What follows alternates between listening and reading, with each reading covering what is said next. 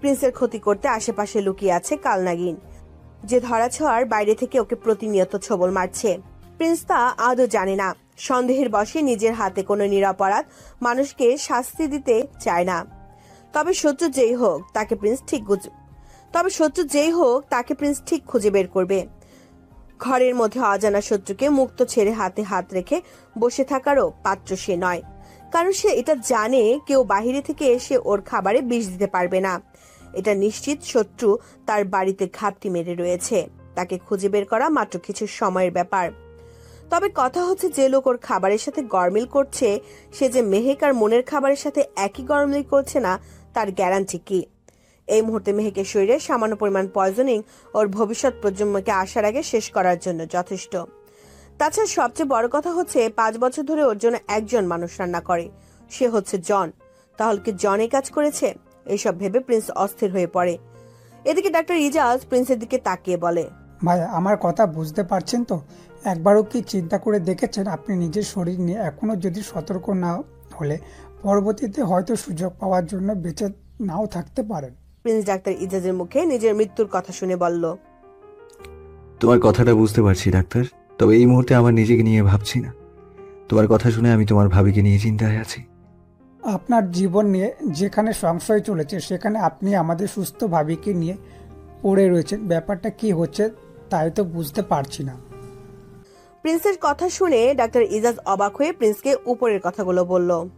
Doctor ইজাজের কথা শুনে Prince বিরক্ত হয়ে বলে, তোর কথা শুনে আমার ইচ্ছে হচ্ছে তোকে থাপ্পড় দিয়ে গাল লাল করে দিতে। প্রিন্সের কথা শুনে ডাক্তার ইজাজ শুকনো ঢোক গিলল।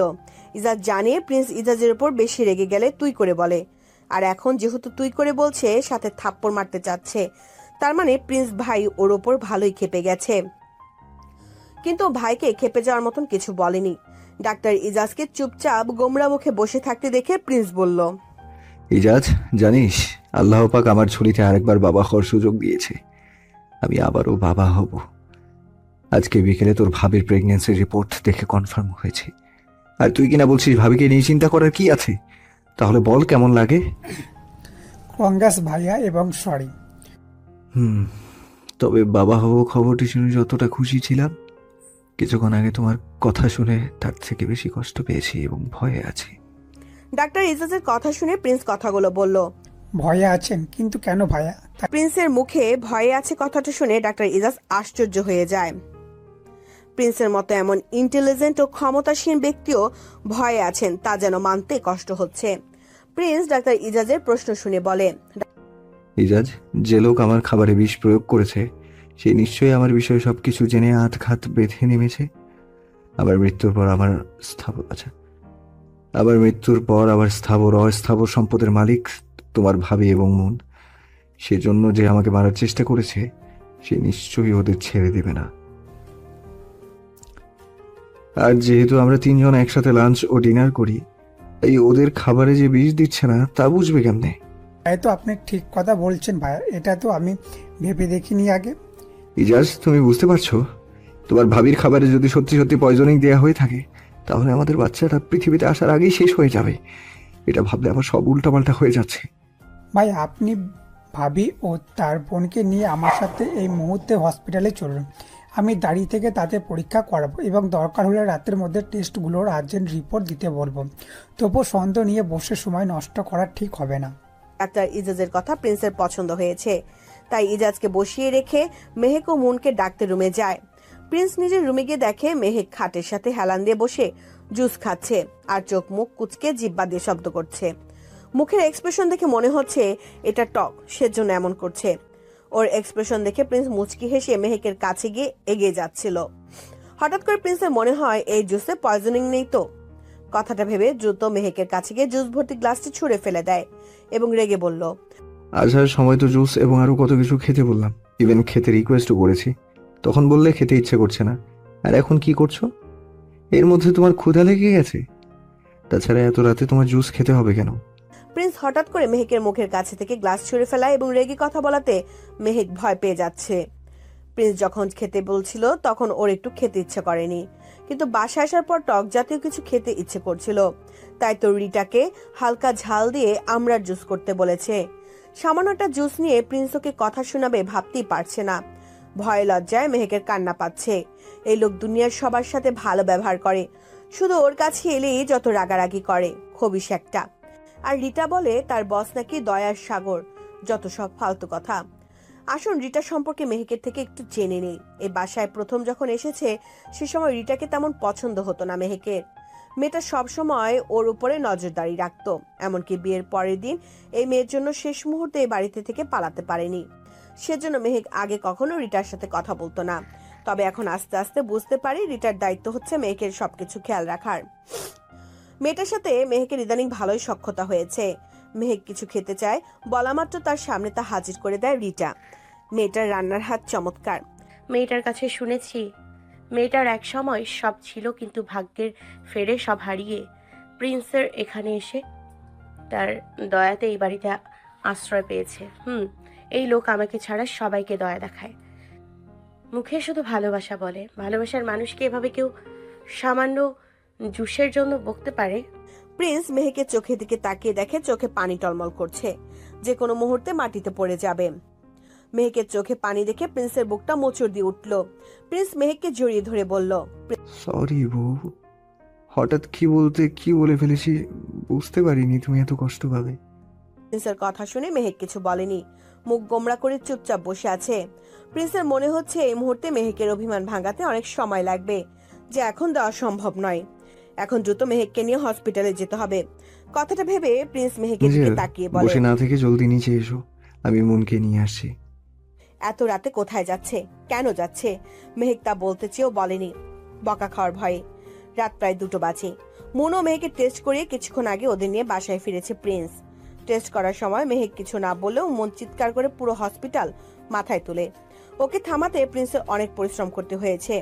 মনের চিৎকার চেঁচামেচি দেখে মেহেক ভয় পেয়েছিল।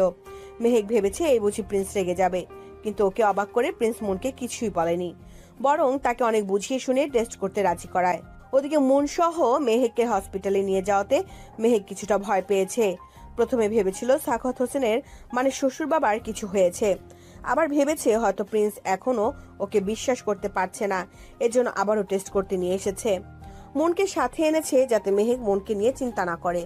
তবে ওর সব উল্টাপাল্টা ধারণা বদলে গেছে নার্সের কথা শুনে। ওর প্রেগন্যান্সির রিপোর্ট কখন দেওয়া হবে?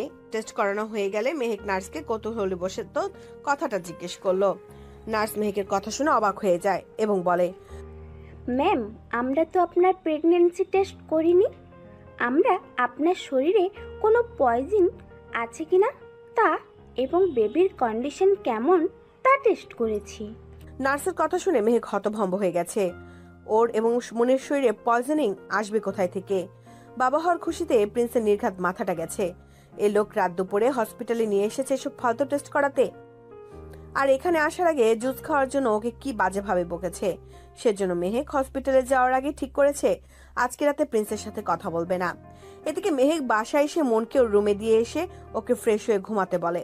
এরপর মেহেক নিজের রুমে এসে ফ্রেশ হয়ে এসে খাটে বসে। সে সময় প্রিন্স রুমে ঢুকে তার হাতে থাকা জুসের প্যাকেট খুলে গ্লাসে জুস ঢেলে মেহেকের হাতে দিয়ে বলল, এটাও হালকা ঝাল ও টক, তুমি খেয়ে দেখো, আশা করি খারাপ লাগবে না। বাকিটুকু এই রুমে ফ্রিজে রেখে দিয়ে বলে, আমি ফ্রেশ হয়ে আসছি, তুমি খাও। কিছুক্ষণ পর প্রিন্স ফ্রেশ হয়ে দেখে মেহেক জুস খাওয়া তো দূরের বিষয়, ছুঁয়ে দেখেনি। তার বউ তার সাথে তখনকার বিষয় নিয়ে এখনো অভিমান করে আছে। তা বুঝতে পেরে প্রিন্স মুচকি হেসে বলে, আমার সোনা পাখি বুঝে অভিমান হয়েছে আমার উপর? মেহেক তবু চুপ করে আছে। প্রিন্স মেহেকের দিকে তাকিয়ে বলল, সরি সোনা, তখন আমি একটা বিষয় নিয়ে বেশ চিন্তিত ছিলাম, তো সেজন্য ভুল হয়ে গেছে, এবারের মতো মাফ করে দাও। সেজন্য আমি সরি বলছি, তো প্লিজ বউ জুসটা খেয়ে নাও। মেহেক ঠিক করেছে আজকে প্রিন্সের মিষ্টি কথাই সে ভুলবে না। প্রিন্স মনে হয় মেহেকের মনের কথা শুনে নিয়েছে। জুসের গ্লাসটা হাতে নিয়ে নিজের মুখের কাছে এনে মুখে এক সিপ জুস নিল। তারপর হুট করে জুসে ভেজা ওর শক্ত ওষ্ঠ দিয়ে মেহেকের কোমল ওষ্ঠ দখল করে প্রিন্সের মুখে থাকা সবটুকু জুস মেহেকের মুখে চালান করে দিল। প্রিন্সের এমন কাণ্ডে মেহেকের চোখ বড় হয়ে গেছে। মনে হচ্ছে ওর নিঃশ্বাস আটকে যাবে। মেহেক কোনো মতে মুখে থাকা জুসটুকু গিলে ফেললো। তবে প্রিন্স মেহেকের ওষ্ঠ ছাড়েনি, বরং আলতো করে শুষে নেয় মেহেকের অভিমানগুলো। মেহেক তার ভালোবাসার মানুষটির ছোঁয়া অপেক্ষা করতে পারেনি। সেও ঠোঁটে ঠোঁট না বলা কথাগুলো বলতে ব্যস্ত। এভাবে অনেকটা সময় কেটে যায়। প্রিন্স মেহেকের ওষ্ঠ ছেড়ে মুচকি হেসে বলে, এঞ্জেল, জুসটা কি নিজে নেবে নাকি আমি দিব? অবশ্য তুমি রাজি থাকলে জুস পান করাতে আমার আপত্তি নেই, বরং ভালোই লাগবে।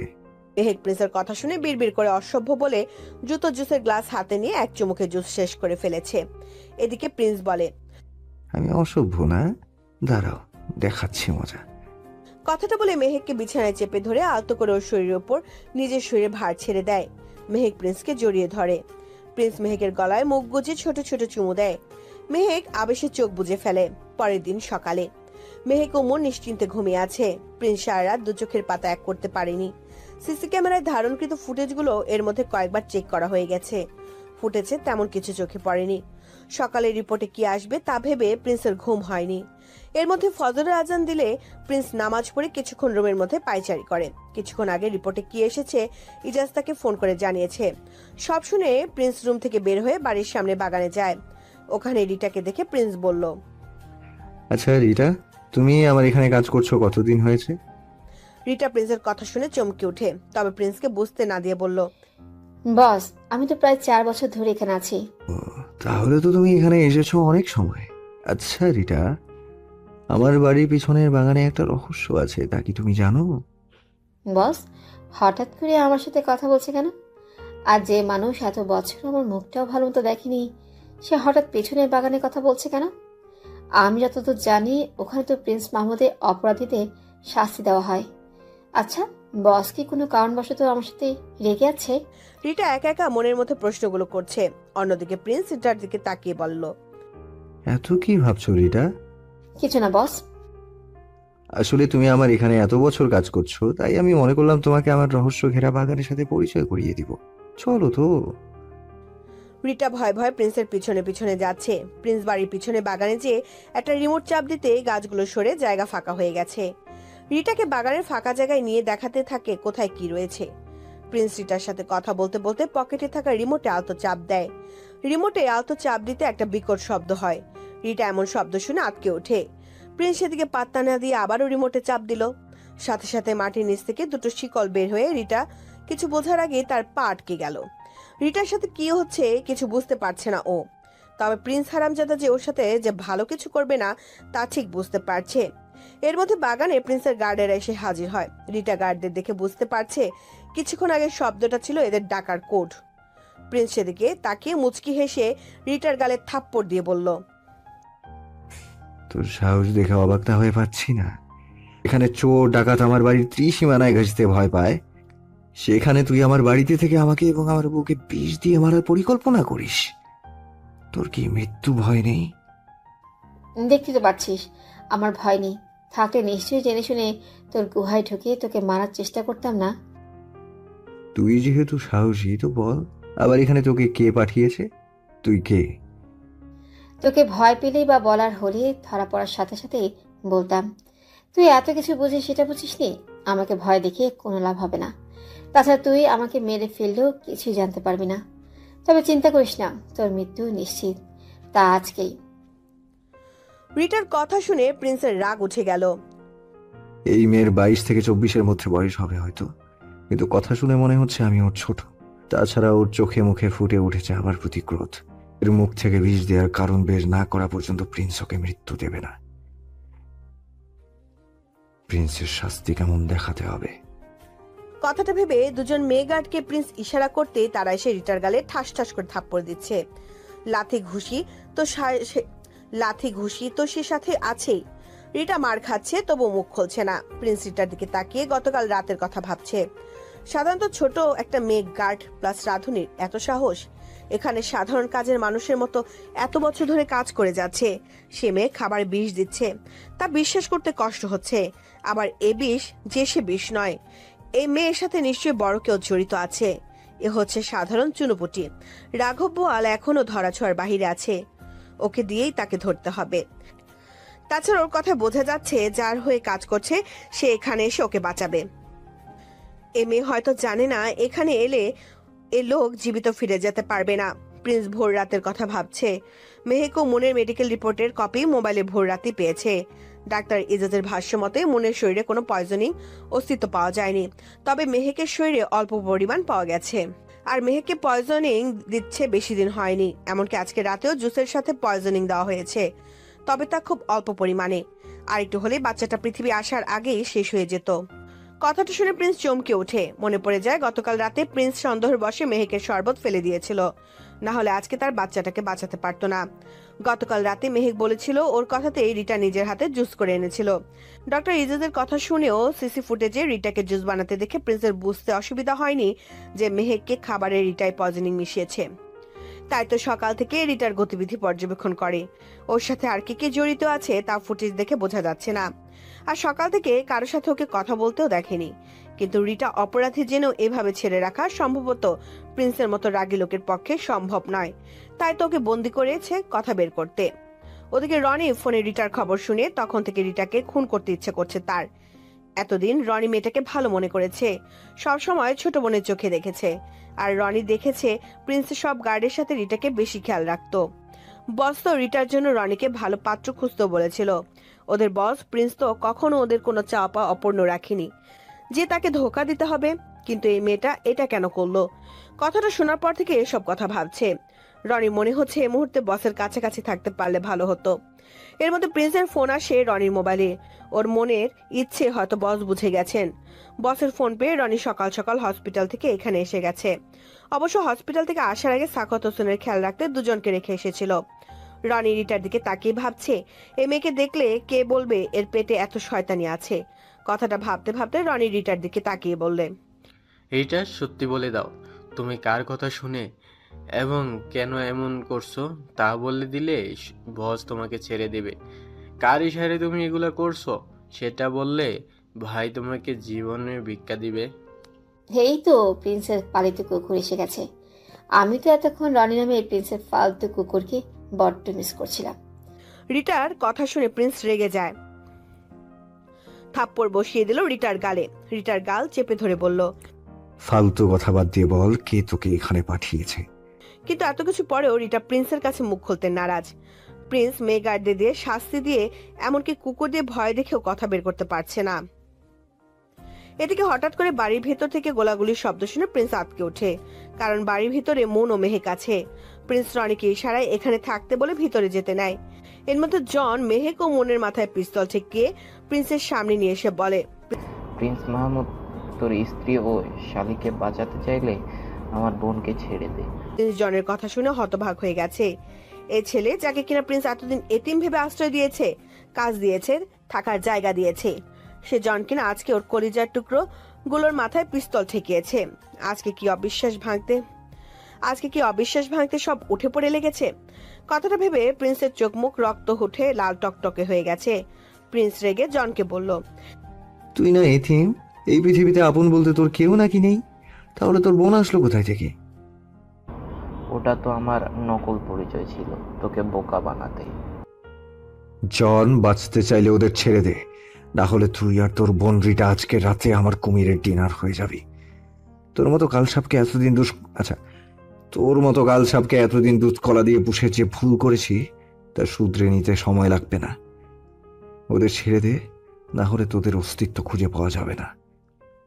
এদিকে জন প্রিন্সের কথা শুনে ওর দিকে তাকিয়ে হা হা করে হেসে বলে, এই প্রিন্স, তুই আমাকে ভয় দেখাস? মাফিয়ার লেডি কিলার মারিয়ার ছেলে আমি। তোর মতো প্রিন্স আমার পকেটে থাকে, বুঝলি? প্রিন্স জনের মুখে লেডি কিলার মারিয়ার নাম শুনে চমকে উঠল। এই মহিলা তো একসময় মাফিয়াদের মধ্যে রাজ করত, কিন্তু বিগত কয়েক বছর হয়েছে কেউ জানে না সে বেঁচে আছে না মরে গেছে। তাছাড়া তার সাথে আমার তো কোনো শত্রুতা নেই, তাহলে তার ছেলে ও মেয়ে আমার পিছনে লেগেছে কেন? অন্যদিকে প্রিন্স ও জনের লোকের সংঘর্ষেও গোলাগুলিতে দুপক্ষের অনেক গার্ড মারা গেছে, অনেকে আহত হয়েছে, এখনো গোলাগুলি চলছে। গোলাগুলির শব্দে মেহেক ও মনের ভয়ে মুখ চুপসে গেছে। তা দেখে প্রিন্স ভাবছে মন ও মেহেক যতক্ষণ জনের কাছে থাকবে ততক্ষণ শক্তি খাটিয়ে ওর সাথে পারা যাবে না, ওকে খেয়াল করতে বুদ্ধি খাটাতে হবে। কথাটা ভেবে প্রিন্স জনের মনোযোগ ঘোরাতে বলল, তোর মতো সাধারণ একটা চাকরের সাহস কি করে হলো লেডি কিলার মারিয়া সম্পর্কে মিথ্যা বলার? আমি যতদূর জানি তোর মতো নেরিকুত্তা লেডি কিলার মারিয়ার মতো মহিলার ছেলে হতেই পারে না। লেডি কিলার মারিয়া নিজে ফোন দিলেই বিশ্বাস করতে কষ্ট হবে, সেখানে তোর মুখের কথা বিশ্বাস করব ভাবলি কিভাবে? জনের প্রিন্সের কথা শুনে ইগোতে লেগেছে। সেজন্য কিছু না ভেবে পকেট থেকে মোবাইল বের করতে নেয় তার মাফিয়া মাকে কল করতে। জনের মাথায় থেকে এটা বের হয়ে যায় যে তার মায়ের সাথে কথা হয়েছে, সে কিছুক্ষণের মধ্যে এখানে এসে পড়বে। ওদিকে ওর অন্যমনস্কের সুযোগ নিয়ে প্রিন্স রনিকে ইশারায় পিছন থেকে ধাক্কা দিতে বলে। রনি ইশারা পাওয়ার সাথে সাথে জনকে পিছন থেকে ধাক্কা দেয়। প্রিন্স সেই সুযোগে মুন ও মেহেককে নিজের কাছে টেনে নেয়। হঠাৎ করে সব ঘটে যাওয়ায় জন নিজেকে নিরাপদ রাখতে পারেনি। রনি প্রিন্সের কথা মতো জনের মাথায় পিস্তল ঠেকিয়ে বলল, তোদের বসকে বাঁচাতে চাইলে অস্ত্র ফেলে দাও। প্রিন্সের কথা শুনে সবাই ভয় পেয়ে অস্ত্র ফেলে দেয়। প্রিন্সের কাছে জনের